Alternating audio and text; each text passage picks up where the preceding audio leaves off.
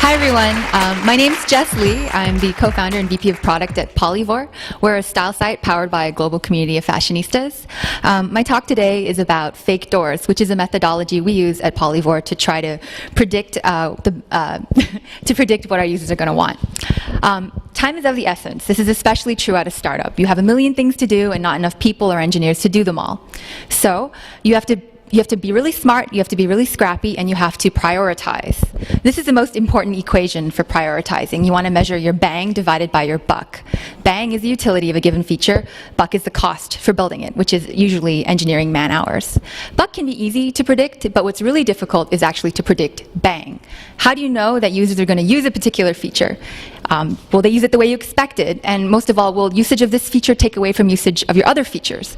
So one thing that people often say is you should listen to your users. You should maybe just ask them. You could run a customer survey. However, what we learned at Polyvore is that people aren't very good at predicting what they want, especially if you ask them out of context, like with a survey. Walmart recently rolled out a big change to all their stores where they decluttered all their aisles, and this was based on a customer survey, and they lost $1.85 billion. At Polyvore, we use a method we called fake doors. Essentially, you put a fake door in front of someone, and then you see if they try to open it. In a web product, what this means is you pretend a feature exists, and then you see if anybody clicks on it. So I'll give you some examples of how we've used this at Polyvore. So at Polyvore, we link out to a lot of different retailer sites where you can buy products. A common feature suggestion we get is that we should build a universal shopping cart. This is very hard to build. You have to integrate with thousands of retailers and all their backends. So we know what the buck is, but the bang, to measure that, what we did is we ran a 50% experiment with half of our users had our standard buy at gap.com button, and the other 50% had an add to cart button. The add to cart button did exactly the same thing as the other button, but nobody knew that until after they clicked on it. And what we learned is that the click-through rate doesn't improve that much when you change the button to be add to cart, and we decided that it was not worth building this feature. And we were able to figure this out with a simple one-line code change and just 24 hours of data. Another example is our style analytics product. Polyvore's community generates a massive amount of data about brands and products every day. So we're able to generate this brand analytics page where Marc Jacobs can figure out that he's the 33rd most popular brand on Polyvore. Everyone told us we should charge for this feature and sell the data. Is that really true? So what we tried to do is we built a fake landing page where you could upgrade to our premium style analytics product, which doesn't really exist. But what we were able to learn is what features do people want, how much are they willing to pay, and who actually signs up. The third most complicated example is our daily deals product. We had the idea to sell an outfit once per day, and the more products you buy, the higher the discount. The most difficult part of this feature is actually getting a retailer to agree to do the shipping, the fulfillment, negotiating the margins, etc.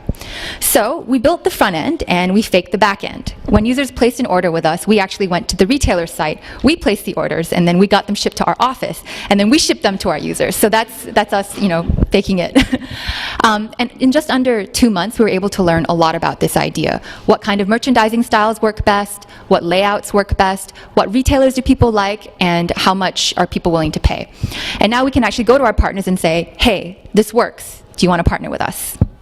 So these are just some of the ways that we've used fake doors at Polyvore to help us rapidly validate our product ideas. The learning being that sometimes you have to listen to what your users do, not what they say. Some tips on running fake door experiments. The first is to make sure to put the fake door on the right wall. You want to make sure that the feature you're testing simulates the actual feature that you would plan to build. Put it in the right place in the UI so that your users are in the right mindset when they look at it. Secondly, you want to make sure that you don't put a really unpleasant surprise behind your fake door.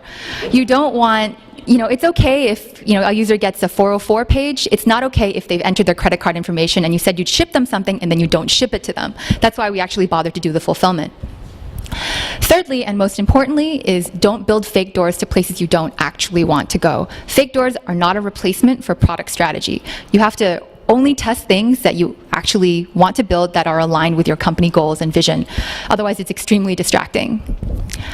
At the second example that I showed you, the style analytics, we ended up not doing that fake door test because we decided internally that strategically it wasn't a good use of our resources to build an analytics revenue stream. So, in conclusion, if you're the kind of person who's interested in rapid prototyping and a fast pace, we are hiring at Polyvore. We're a 22-person company with 10 million unique visitors per month. And if you're interested, just come talk to me or check out our jobs page. Thank you.